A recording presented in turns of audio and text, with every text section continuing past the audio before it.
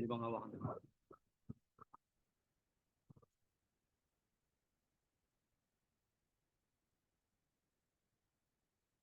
Magandang umaga po sa ating lahat. Morning! So praise God for the freedom that we have to once again worship the Lord, for He is worthy to be praised. Siya po ay karapat-dapat na sambahin, papurihan, pasalamatan, sapagkat tunay na sa magitan ng kanyang sakripisyo, tayo po ay nagkaroon ng kaligtasan at buhay na walang hanggan. Sa oras po na ito, sa ating pong mensahe, ang ibinigay po na passage ay mula po sa Genesis chapter 12 verses 1 to 4.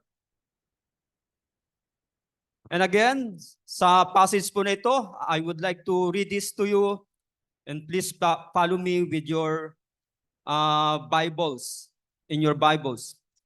So Genesis chapter 12 verses 1 to 4.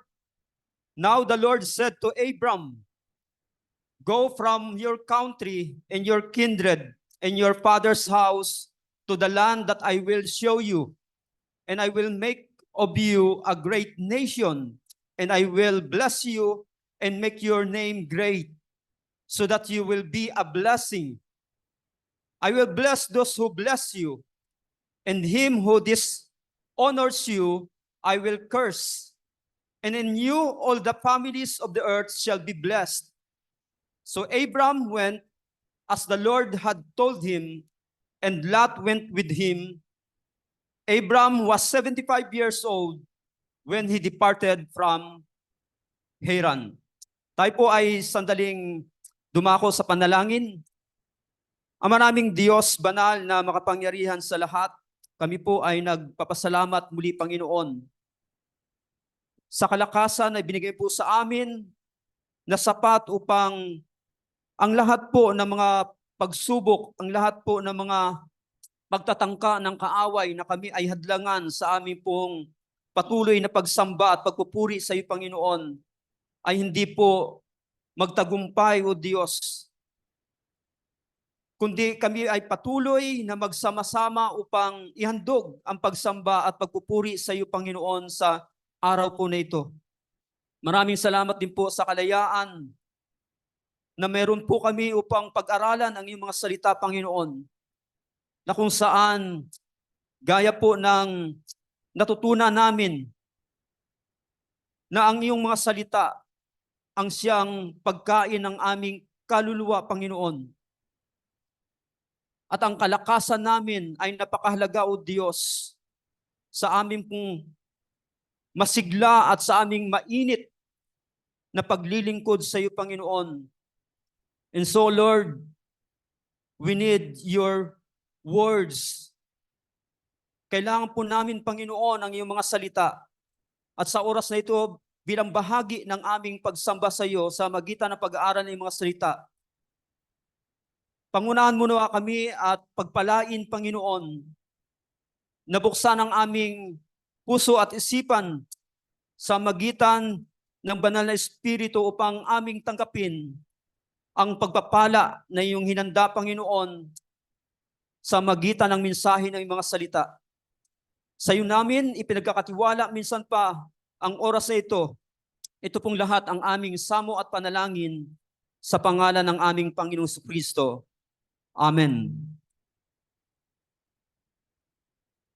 The Bible alone explains to us how in the perfect creation that God had made man, employing his free will, defied God and fell, and bringing sin and death into the world. Gaya po ng nabanggit ni Apostle Paul sa Romans chapter 12. Without the scripture, we wouldn't know why men behave as abominably as they do. Then the Bible is eager to tell us how God Himself acted to effect deliverance. to bring man back into a right relation with himself. A descendant of our first parents, the last Adam, is going to come and save us. Then the next decisive step in God's work and the salvation of the world was his choice of Abram. Let us remember that through Abraham,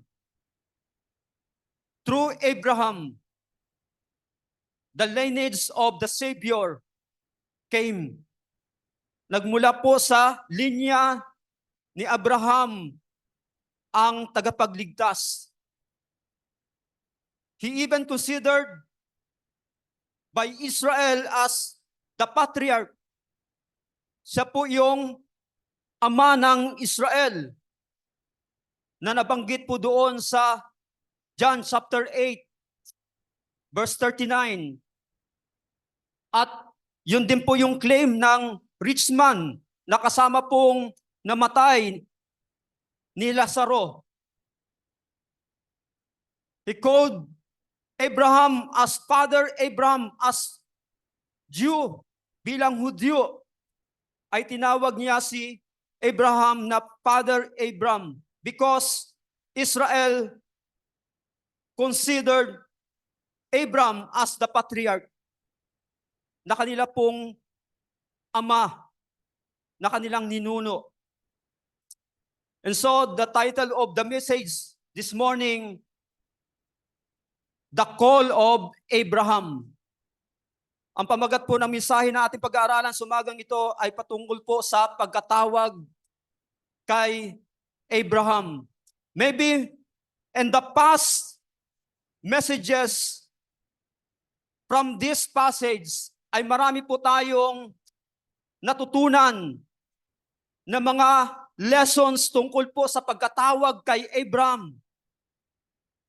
And I hope this morning ay madadagdagan po ng mga insights yung mga natutunan natin na yon patungkol pa rin sa pagkatawag ng Diyos kay Abraham dito po sa passage na ito. So in calling Abraham, there are three manners on Abraham's calling. Meron pong tatlong uri ng pagkatawag kay Abraham. So yung una, the first manner on Abraham's calling is, it is a trying precept. Ito po ay pagkatawag na merong kasamang pagsubok.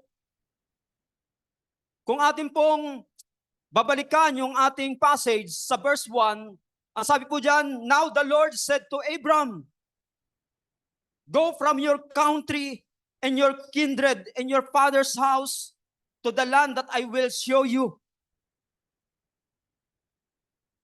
So dito makita po natin, yung pagkatawag na ito kay Abraham ay may kasama pong pag-test sa kanyang obedience, sa kanyang pananampalataya at pagsunod sa ating Panginoon.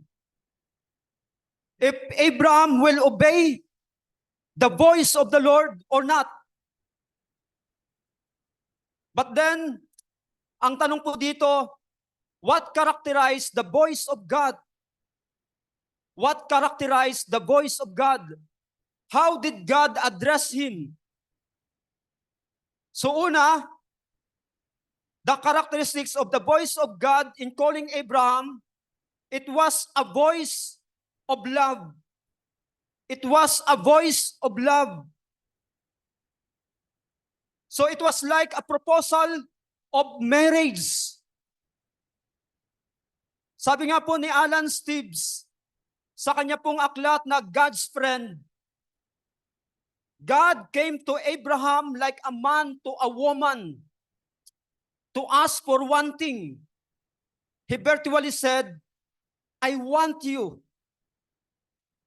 He significantly used the isolating singular pronoun, thee.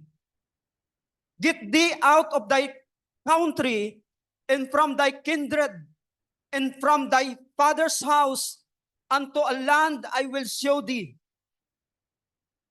The Lord demanded, as the lover who proposes to the woman of his choice, that Abraham should leave everything else in order to become his, that he should leave his own family and join God's, the people who are God's, that he should depart from his present home and surroundings and go to live with God. So it was a voice of love, the same voice that calls every Christian. So let us remember that the calling of Abraham is a shadow of the calling of every Christian. Ito po ay lambong ng pagtawag din po ng Diyos sa bawat Kristiyano. In application to every Christian, this calling of Abraham, it is a voice of love, because when you and I, called by God, He called us with His love. Tayo po ay tinawag niya sa kanyang pag-ibig, at sa kanyang pagtawag, sa kanyang pag-ibig, the idea of calling of Abraham as a woman, we as church has the gender of feminine. And so, when the Lord called us, He called us of His love. Tayo po ay tinawag niya sa kanyang pag-ibig na gaya ng isang babae na nais ng isang lalaki na maging isa, na sila ay maging isa. And so, the idea of the calling of Abraham in application to the church, to every Christian, you and I, since we have called by the Lord, called by God, and now we are His, we are just like His bride. Na bilang babaeng ikakasal sa ating Panginoon, tayo ay iisa na sa Kanya. So it was a voice of love. That's the first characteristic of the voice of God in calling Abram.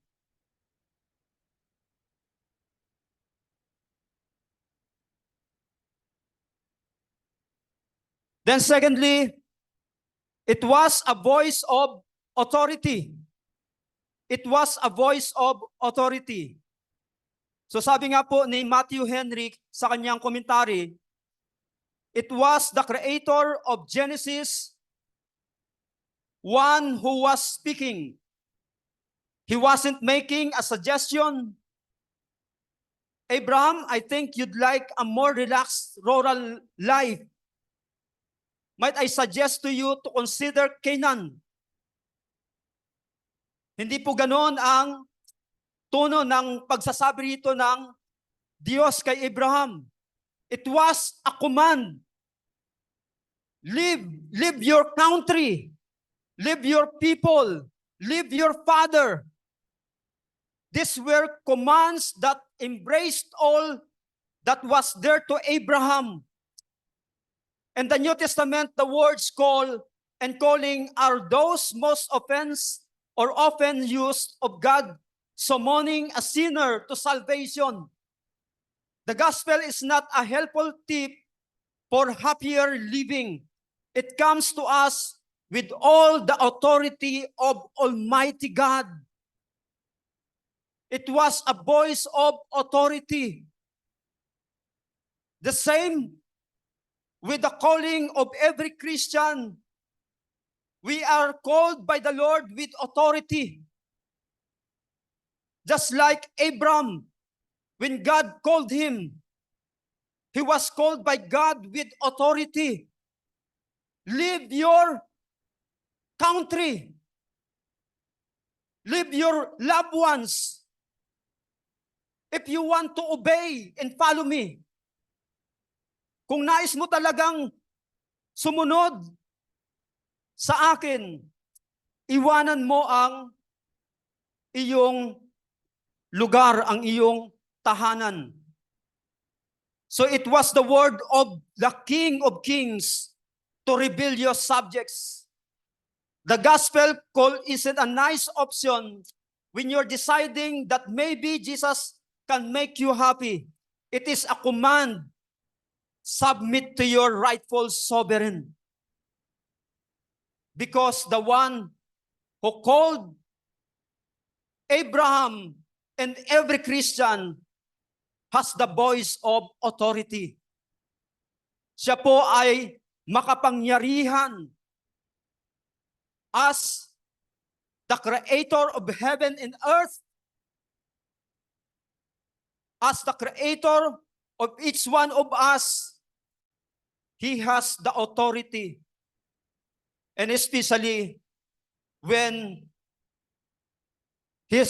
every believer was called by God. Then, pangatlo po na manner of or characteristics of voice of God, it was a voice requiring sacrifice. It was a voice requiring sacrifice. So the voice of God was uprooting Abraham from everything he knew and cared about. Ang pagtawag ng ating Panginoon kay Abraham ay ang pag-alis sa kanya, sa kanyang kinalakihan, sa kanyang comfort zone, sa kanyang kinagawian na tahanan. Yan po ang uri ng pagtawag ng Diyos kay Abraham. So it is a count the cost, a kind of count the cost, the calling of God to Abraham. So the Lord was saying, as He always says to those being invited to follow Him, count the cost. Remember, let us remember when God will call us, we have to leave our country. We have to leave our family. Then, the third characteristic of the voice of God when He called Abraham, it was a voice demanding a visible response. It was a voice demanding a visible response. God says, leave and go. Abraham had to come to a decision. Kailangang magpasya ni Abraham. Siya ba ay susunod sa Diyos o hindi? What was going to be his chief end in life? Ano ba ang gusto niya talagang mangyari sa kanyang buhay? Alam niyo po, sa lugar nila Abraham, kasama ng kanyang ama na si Terah, doon po sa Ur, they worship the moon god na ang pangalan ay Nana. Yan po ang uri ng kanilang pananampalataya. At yan po ang kanilang sinasamba doon sa lugar ng Ur, and even in Haran. Terah was assured of obedience to God. Siya po ay umalis sa Ur at tumungo sa Haran, but then Haran was still belongs to Chaldeans. Ang Haran po ay kabilang pa rin po sa lugar ng mga Chaldees. But then, God appeared to Abraham and called Abraham to complete his plan. Yung plano na pumili ng isang bayan upang ibalik muli ang pananampalataya ng mga tao sa Diyos sa magitan ng kanyang pagtawag kay Abram.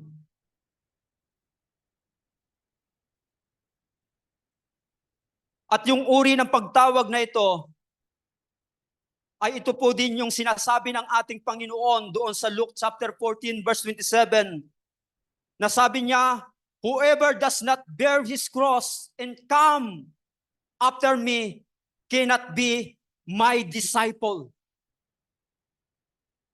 Many of the Christians, marami po sa mga Kristiyano, na hindi po lubos na unawaan kung anong uri ang pagsunod na kanilang ginawa sa ating Panginoon. Maybe we cannot blame many of those Christians dahil doon pa lamang po sa mga nagbahagi sa kanila ng salita ng Diyos ay hindi lubos ang pagtuturo o tama ang pagtuturo ng Ebanghelyo ng ating Panginoon. And maybe, who knows, among us, there are this kind of Christians. Kamusta po yung ating pagkaunawa sa panawagan sa iyo at sa akin ng Diyos upang sumunod sa Kanya? Malinaw po ba sa atin na nung sinasabi natin na tinawag ng Panginoon at tayo ay sumunod, ay atin pong tinanggap ang requirement ng Panginoon that whosoever does not bear his cross and come after me cannot be my disciple.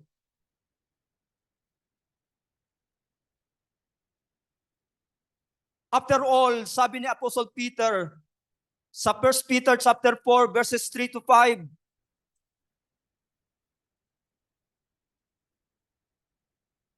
we have to sacrifice as the requirement of the Lord as He called us. Dahil sabi po ni Apostle Peter sa 1 Peter chapter 4 verses 3 to 5, for the time that is past suffices for doing what Gentiles want to do, living in sensuality, passions, drunkenness, orgies, drinking parties, and lawless idolatry. With respect to this, they are surprised when you do not join them in the same flood of debauchery, and they malign you, but they will give account to Him who is ready to judge the living and the dead. We are done with the world. When God called us to Him, nang tayo po ay tinawag ng ating Panginoon upang maging isa sa Kanyang kawan, isa sa Kanyang maging sa Kanyang kawan, tayo po ay tapos na sa mga gawain sa sanlibutan. Ang sabi po ni Apostol Pedro, ang buhay na yon ay nakaraan. Dati pa yon. And so therefore, after that you have been called by the Lord, you must be done with the world. Dapat ay tapos na po tayo sa mundo, sa mga gawain na ito. Or maybe the question is, are you truly called by the Lord? Tunay ka bang talagang tinawag na ng Panginoon. Kung tayo po ay tunay ng tinawag ng ating Panginoon, we must be done with the world. Because those worldly things ay yung buhay natin nung nakaraan. At ngayon ay nasa Panginoon na po tayo. So let Abraham be our example and encouragement. When God called him, siya po ay sumunod at iniwan ang lahat at sumunod sa Diyos. He lost his whole way of life in Ur. He left his heart in Ur and took off. He became a non-person, all to obey his Lord. And ultimately, let Christ be our example. Let us remember, did he not leave behind his heavenly home and come to earth for our sakes? Ang ating pong Panginoon Kristo ang ultimate nating example. Doon po sa pagsunod sa tinig ng Diyos. Ng ating Panginoong Kristo din, nang siya po ay sinugo ng Ama, ay kanyang iniwan ang kanyang trono doon sa kalangitan. So we have examples. The example of Abraham of leaving our own country and follow and obey God at sumunod sa Diyos. Then let us go to the second manner on Abraham's calling. So the second manner on Abraham's calling is, it is a demand for pilgrimage. It is a demand for pilgrimage. So sabi po dyan sa verse 1, the Lord had said to Abram, leave your country, your people, and your father, and your father's household, and go to the land I will show you. At tumungo ka sa lugar na ipapakita ko sa iyo.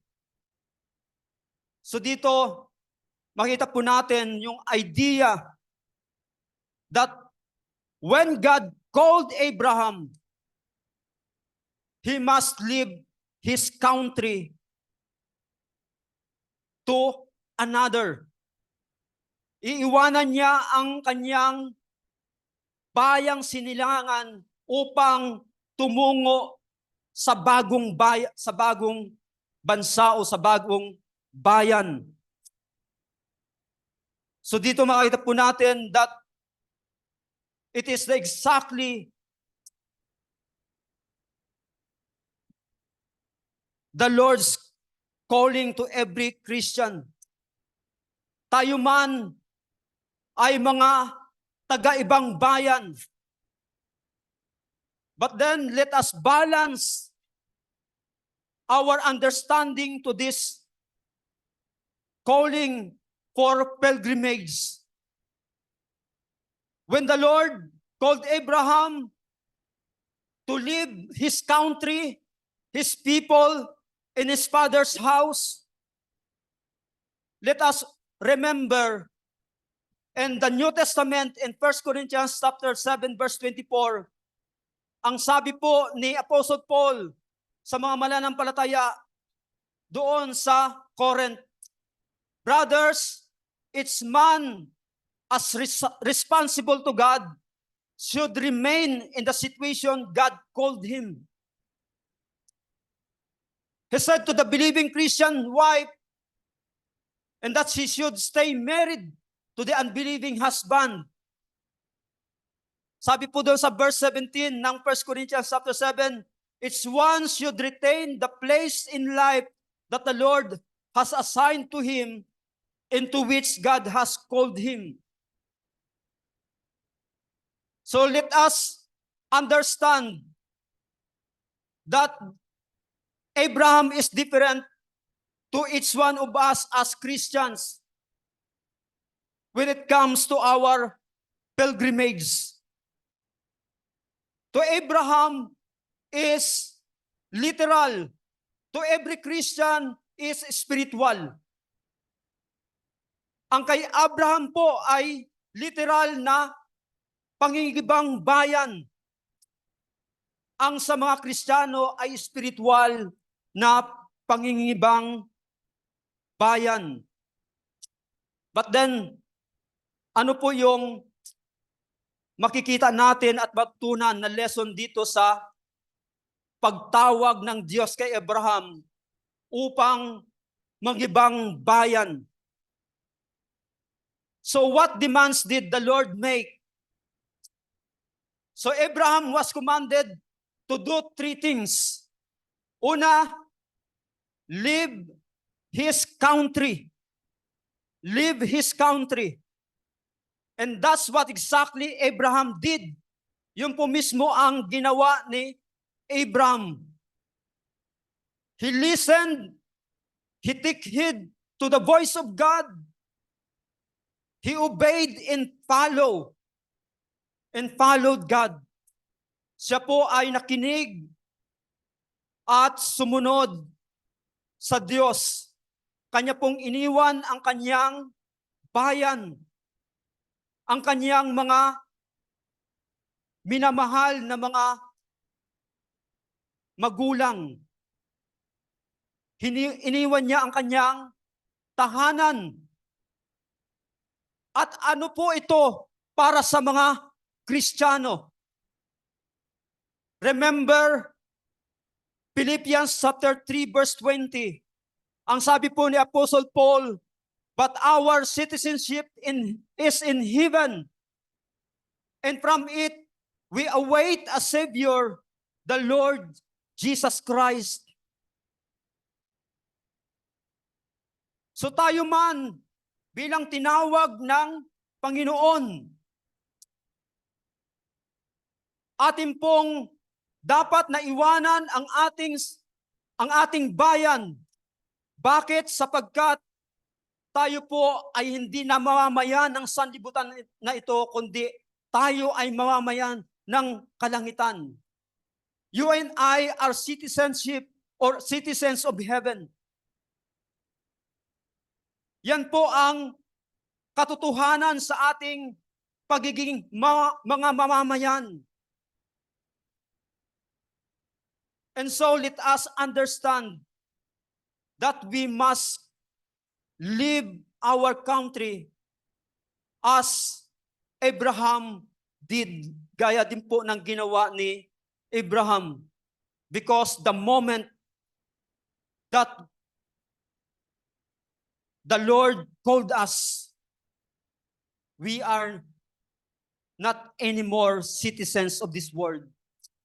We are now citizens of heaven. So as citizens of heaven, do you think it is wise for you and I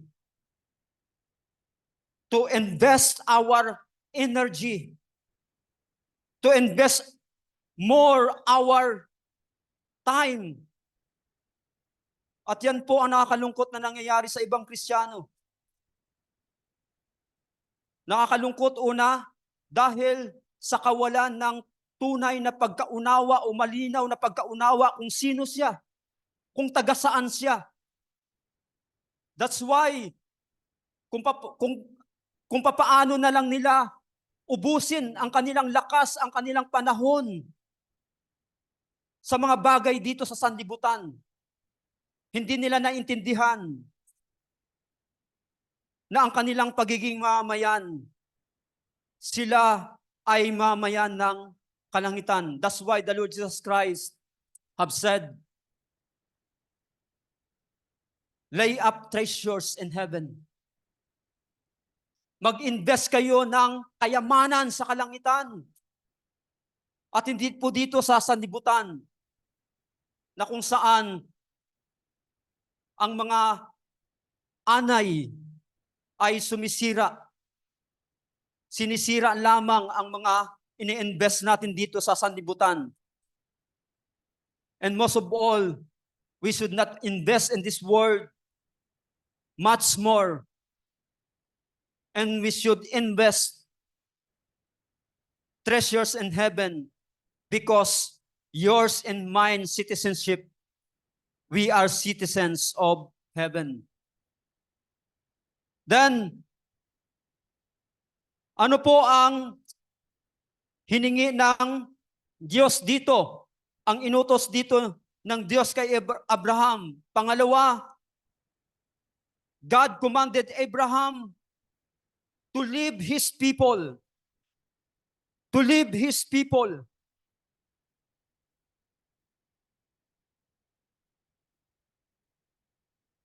We as Christians, our experience, ang ating pong karanasan ng tayo po ay nanampalataya sa ating Panginoon at sumunod sa Kanya. Hindi man lahat, ang iba po sa atin ay tinakwil ng kanilang pamilya. Naalala ko si Brother Patterson, di ba? Bilang nanggaling po sa pamilya na membro ng INC, ay hindi niya po naiwasan nung una, at least nung una, na siya po ay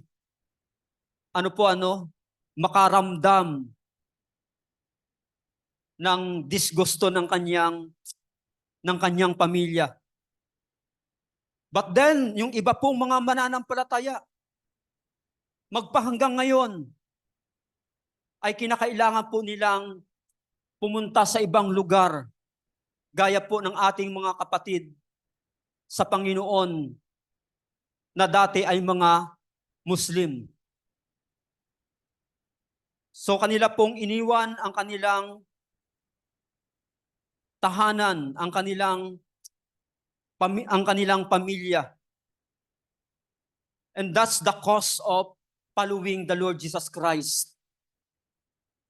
Yan po ang halaga na dapat ay handa ang isang mananampalataya sa ating Panginoon at nais na sumunod. After all, ano po ang promise ng ating Panginoon? In Luke chapter 14 verse 26, sabi diyan, if anyone comes to me and does not hate his own father and mother and wife and children and brothers and sisters, yes, and even his own life, he cannot be my disciple. Tandaan po natin yan. That's the cost of following Jesus Christ. At yan po ang ginawa ni Abraham sa pagsunod sa Diyos. Naging handa po siya na iwanan ang kanyang sambahayan, ang kanyang pamilya, ang kanyang bayan. Then, the third command ng Diyos kay Abraham, leave his father's house. Leave his father's house. Ang sabi po ng 1 Peter chapter 1 verse 18, for as much as you know that you were not redeemed with corruptible things, silver and gold, from your vain conversation by tradition from your fathers. So they are empty of the living God and His word and His great salvation. Kaya ang requirement din po ng Diyos kay Abraham, leave your father's house. Leave your father's house.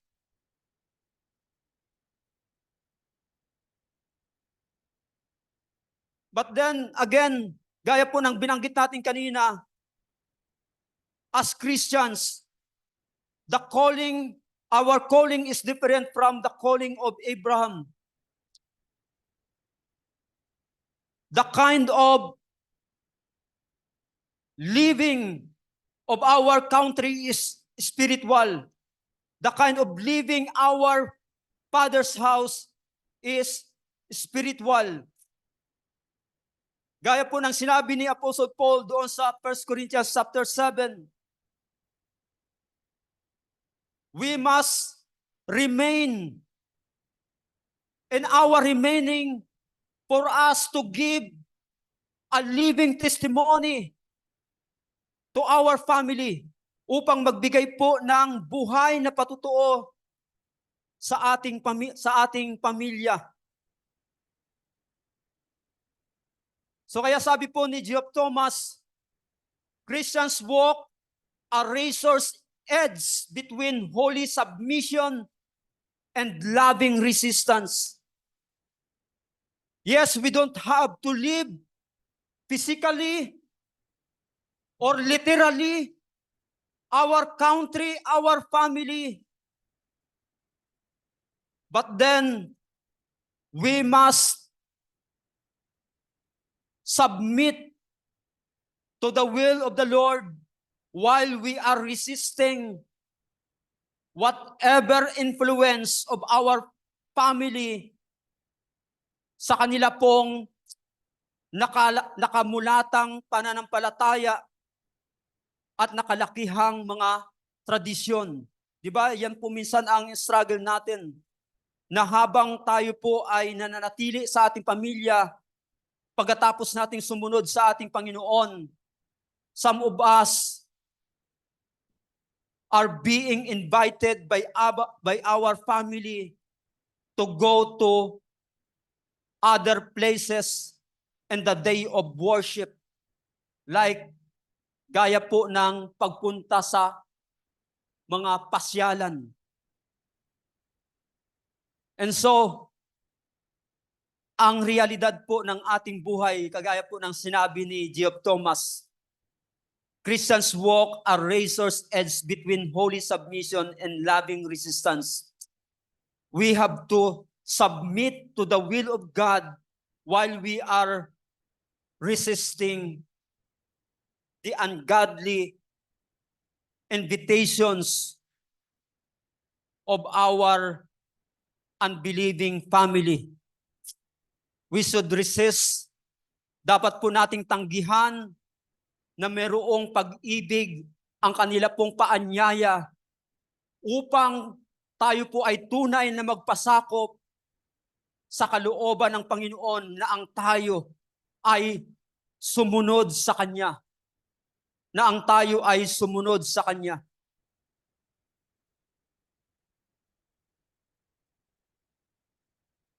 Then the third manner of Abraham's calling, and the last, it is an encouraging promise. An encouraging promise. So anong sabi ng Diyos kay Abraham dyan sa verse 2 and verse 3? I will make you into a great nation, and I will bless you. I will make your name great, and you will be a blessing. I will bless those who bless you, and whoever curses you, I will curse. And all peoples on earth will be blessed through you. Will be blessed through you. So ito po yung nakaka-encourage na mga pangako ng Diyos kay Abraham. So, tingnan po natin, there are 6 promises na makikita po natin sa binanggit niya ng Diyos na kanyang pangako kay Abraham. Una, I will make of thee a great nation. I will make of thee a great nation. When God took him from his own people, He promised to make him the head of another. He cut him off from being the branch of a wild olive to make him the root of a good olive. So yan po yung ginawa ng Diyos kay Abraham. After na dito ay ipinangako niya na sa kanyang pagtawag kay Abraham at sa pagsunod ni Abraham sa kanya ay gagawin siyang isang malaking bansa. Maaring sabihin natin, ang maalala lang po natin ay yung Israel. But Pastor, if you look at the map, di ba napakaliit po ng Israel? Pero yung hindi lang po yung lahi ni Abraham kung atin pong maalala. Di ba? Si Abraham din po ay kinikilala ng mga Muslims na kanila pong patriarch, na kanila pong ama. Dahil yan po ang sinasabi ng banal na kasulatan sa magitan po ng iba pang mga naging anak ni Abraham. They made nations. Sila po ay nagkaroon ng kanya-kanyang mga bansa. And so, this promise of God to Abraham was fulfilled. Naganap po ang pangako na ito ng Diyos kay Abraham. So ito po yung sinabi ng Isaiah chapter 66 verse 8. Nasabi po rito, who has heard such a thing? Who has seen such things? Shall a land be born in one day? Shall a nation be brought forth in 1 month? For as soon as Zion was in labor, she brought forth her children. As to fulfill the promise of God. Ito po yung ang sabi dito sa Isaiah chapter 66 verse 8. And then ang sabi din po ng Jeremiah chapter 18 verse 9. And if at any time I declare concerning a nation or a kingdom that I will build and plant it, I will build and plant it. So yan po yung declaration ni Jeremiah bilang katuparan doon po sa pangako ng Diyos kay Abraham, that Abraham will be a great nation. Then, second promise ng Diyos kay Abraham, I will bless thee. I will bless thee. Either particularly with the blessing of fruitfulness and increase as he had blessed Adam and Noah, or in general, I will bless thee with all manner of blessings, both of the upper and the nether springs. So, ang promise ng Diyos kay Abraham to bless him, na siya po ay pagpapalain. So the principle of following God in exchange of the blessings, this is that principle. Obedient believers will be sure of to inherit the blessing. So agaya po ni Abraham, siya po ay nakaranas, na-experience niya yung fulfillment ng promise ng ating Panginoon because of his obedience. Then, the third promise of the Lord, I will make thy name great.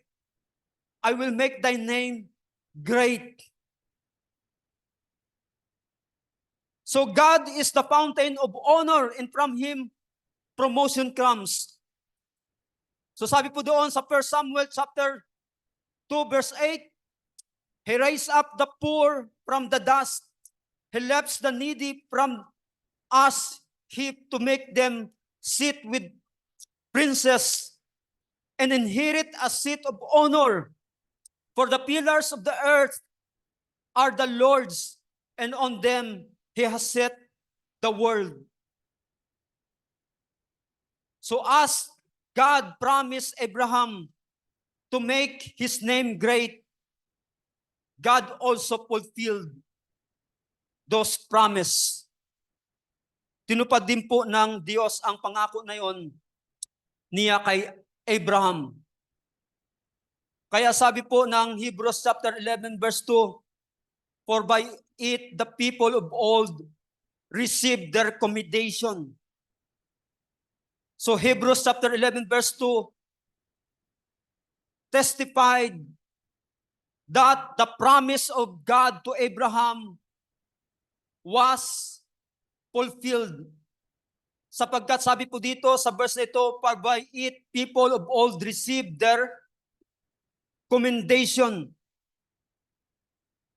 At isa po sa tinutukoy ng talata na ito ay yung pangako ng Diyos kay Abraham na natanggap naman ni Abraham.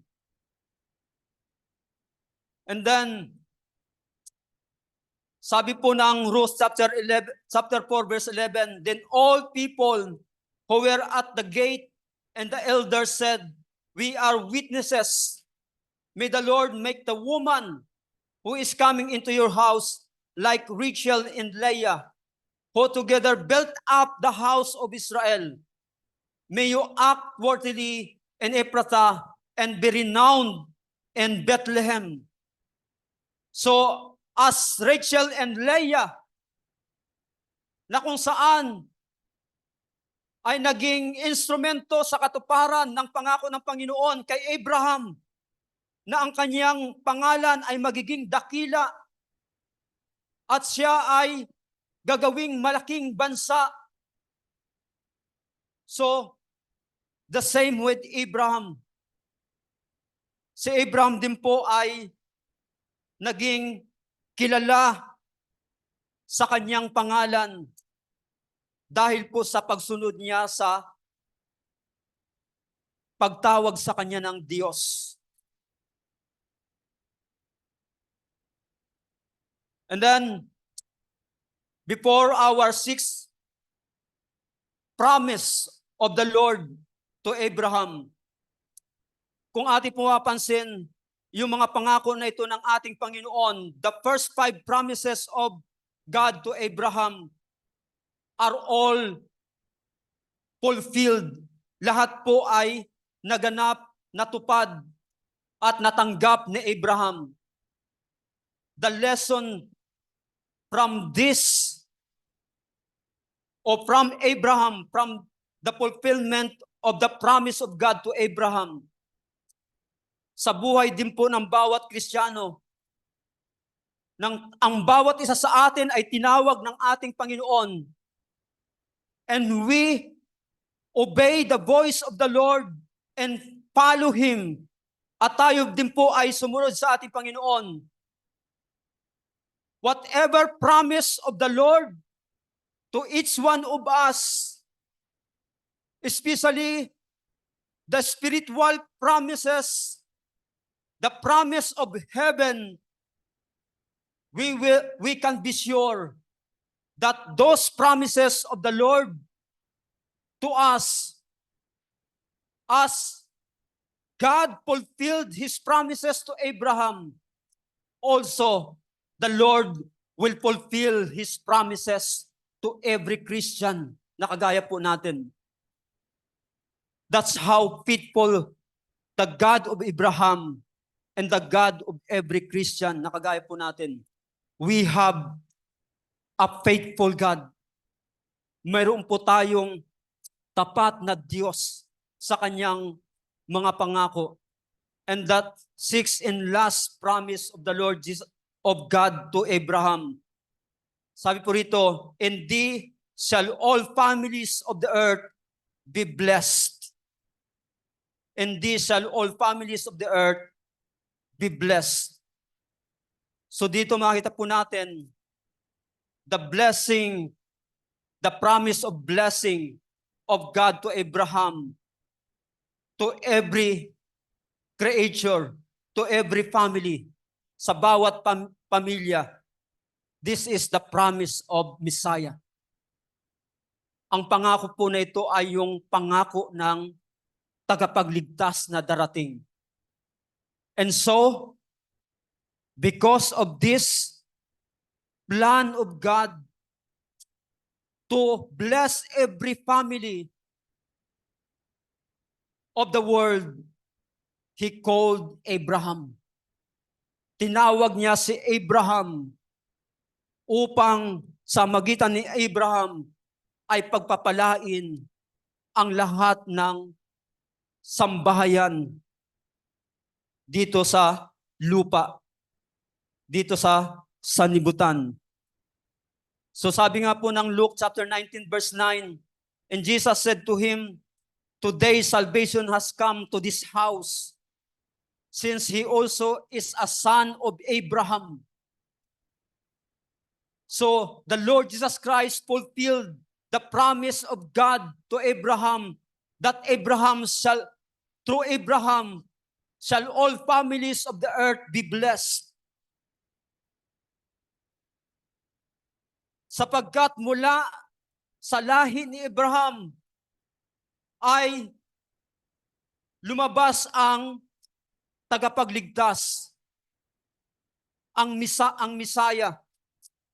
Kaya sabi po dyan ng ating Panginoon sa Luke chapter 19 verse 9, and Jesus said to him, "Today salvation has come to this house, since he also is a son of Abraham."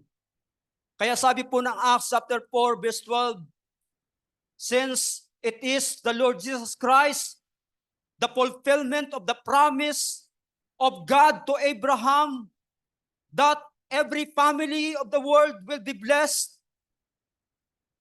Kaya sabi po ng Acts chapter 4 verse 12, and there is salvation in no one else, for there is no other name under heaven given among men by which we must be saved.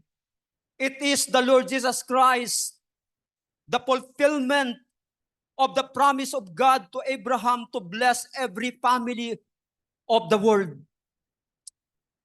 At ang sabi din po ni Jude sa Jude chapter 1 verse 3, "Beloved, although I was very eager to write to you about our common salvation, I found it necessary to write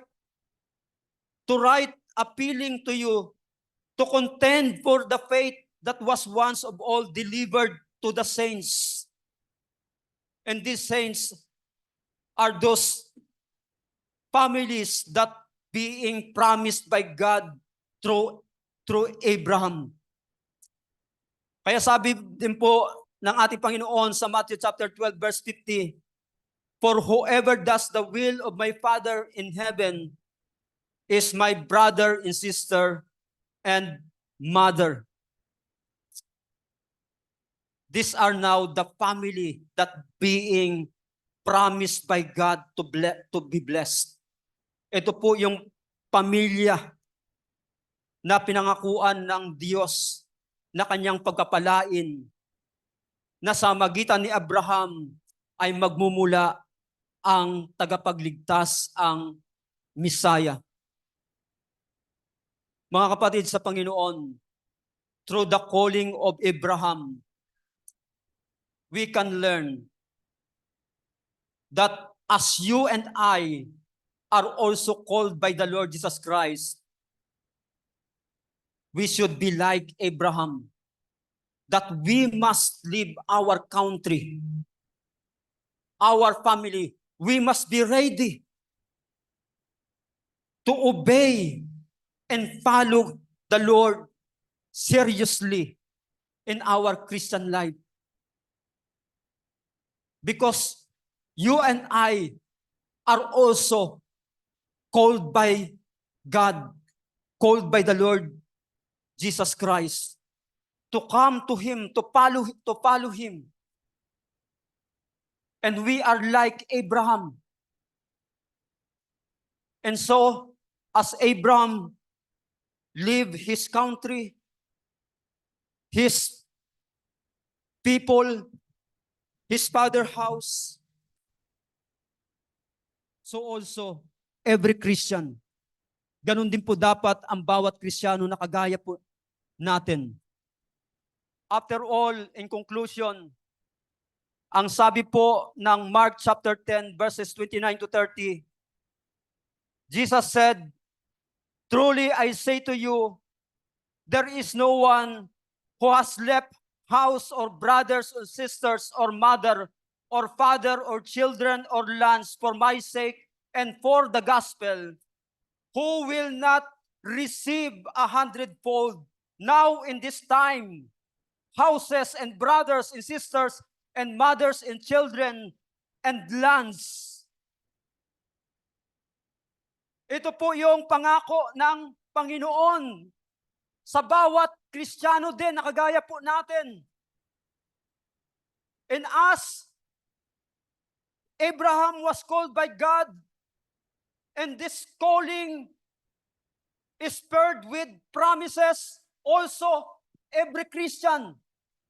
Ganon din po ang bawat Kristiyano na kagaya po natin.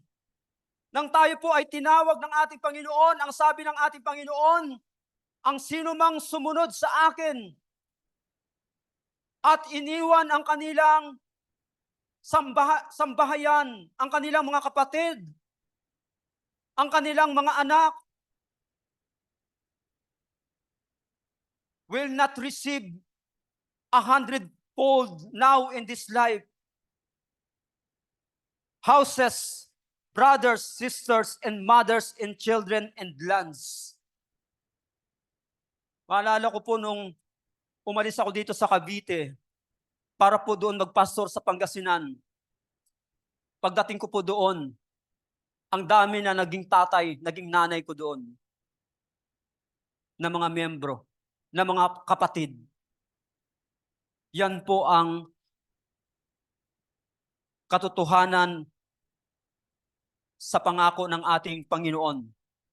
And someday, not only the Christians in our time na ating pong magiging mga kapatid, and even the Christians from generations to generations, maging ang mga Kristiyano na nauna sa atin ay makakasama po natin bilang ating mga kapatid. And then sabi din po ng Romans chapter 8 verse 30, and those whom He predestined, He also called. And those whom He called, He also justified. And those whom He justified, He also glorified. As God called us, He promised that He will justify you in me. That ultimately, He will glorify us.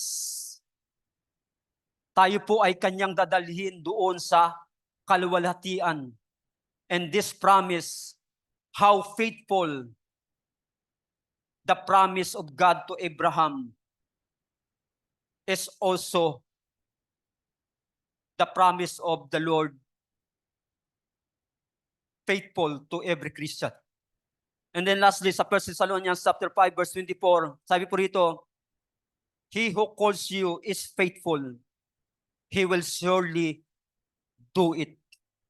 Ang tumawag po sa atin ay tapat, na kung ating iiwan ang ating sambahayan, ang lahat, alang-alang sa pagsunod sa ating Panginoon, ang Panginoon din ang siyang tutulong sa atin.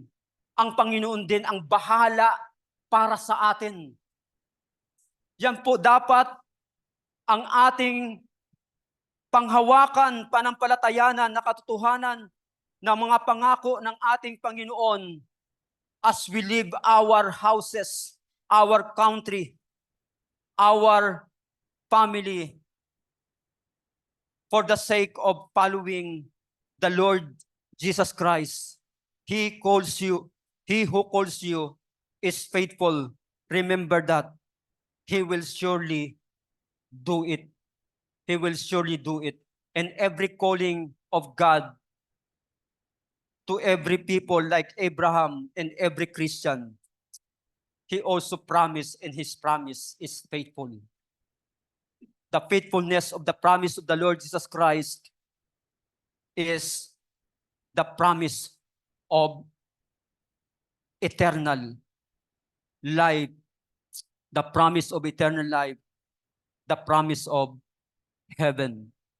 There is no sufferings all is joy. Ang lahat ay kasiyahan sa ating Panginoon. Tayo po ay magwakas sa panalangin. Panginoon naming Diyos, banal na makapangyarihan sa lahat. Indeed, O Lord, kami po ay iyong tinawag, Panginoon. At kagaya po ni Abraham, we have also to seriously leave our country, our family, leave everything for the sake of following you. Because you have promised that those who leave their houses, gaya po ng sinabi ng Panginoon sa Mark chapter 10 verses 29 to 30, truly I say to you, there is no one who has left house or brothers or sisters or mother or father or children or lands for my sake and for the gospel, who will not receive 100-fold now in this time, houses and brothers and sisters and mothers and children and lands. And after all, you also promise, Lord, na sa aming pag-iwan sa lahat, alang-alang sa pagsunod sa iyo. Sabi mo po sa 1 Thessalonians chapter 5 verse 24, he who calls us is faithful. He will surely do it. Ikaw din ang tutulong sa amin, Panginoon. Ikaw din ang bahala sa lahat ng mga nawala sa amin dahil sa aming pagsunod sa iyo, Panginoon.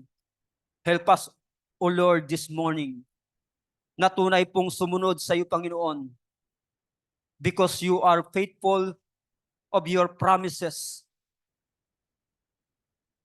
Kung papaano kang naging faithful sa iyong pangako kay Abraham, it is a clear evidence for us na tunay nga na ikaw ay tapat, Panginoon, na ikaw din ay tunay na magiging tapat sa bawat isa sa amin, na sa aming pag-iwan ng lahat alang-alang sa pagsunod sa iyo, Panginoon, ay ikaw ang bahala sa amin, Panginoon. Ikaw ang gagawa at magpo-provide ng lahat. Ang amin lamang tungkulin at dapat gawin ay ang sumunod ng matapat sa iyo, Panginoon. Ito po ang aming panalangin sa pangalan ni Jesus. Amen.